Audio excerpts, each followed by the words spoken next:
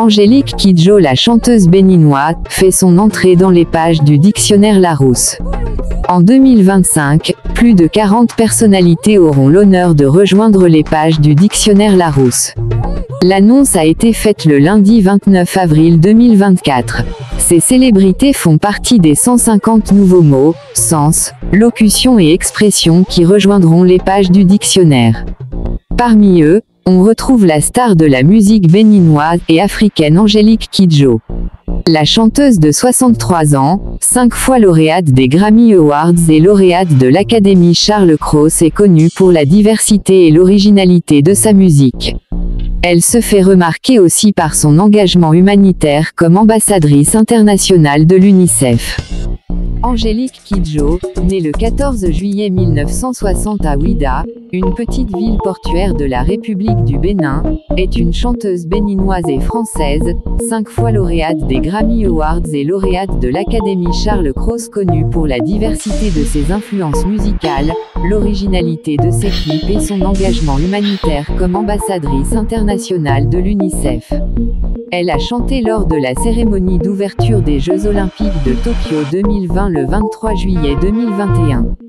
Parmi ses succès, on trouve les chansons Agolo, Oui Oui, Adouma, Wombo Lombo, Afirika et Batonga. La BBC l'a incluse dans sa liste des 50 icônes du continent africain.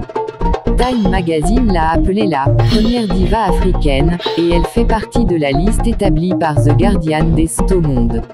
La magazine Forbes l'a fait figurer comme la première femme dans la liste des 40 célébrités les plus importantes d'Afrique.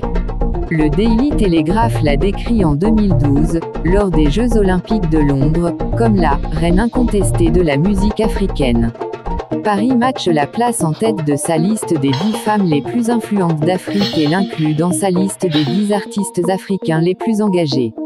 Le 15 septembre 2021, Time Magazine a inclus Angélique Kidjo dans sa liste annuelle des 100 personnes les plus influentes au monde. Outre les rythmes et le zinli, sorte de blues béninois, ses influences musicales sont la pop africaine, la musique des Antilles, le zouk, la rumba congolaise, le jazz, le gospel, et différents styles de musique latine. Elle est inspirée aussi par les artistes qui ont bercé son enfance, Bella Bello, James Brown, Aretha Franklin, Jimi Hendrix, Myriam Makeba et Carlos Santana. Elle a enregistré des versions africaines de Summertime de Gershwin, avec des paroles en faune, du boléro de Ravel, de Voodoo Chili de Jimi Hendrix.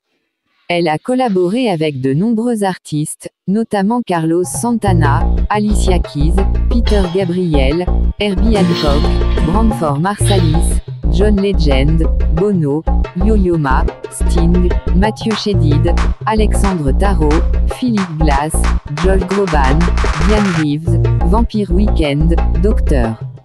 John, Dave Matthews, Yemi Alade et Cassandra Wilson.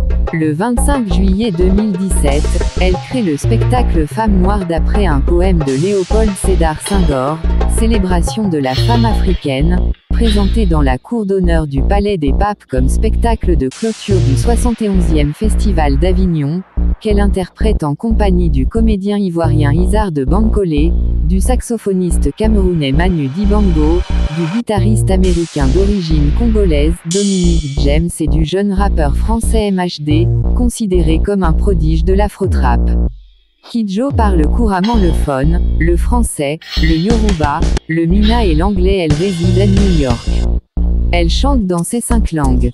Sa chanson Malaika, de l'album Logozo, est en swahili. Le 6 juin 2013, elle a été élue vice-présidente de la Confédération internationale des sociétés d'auteurs et compositeurs, CISAC. Par ailleurs, elle écrit parfois dans le New York Times.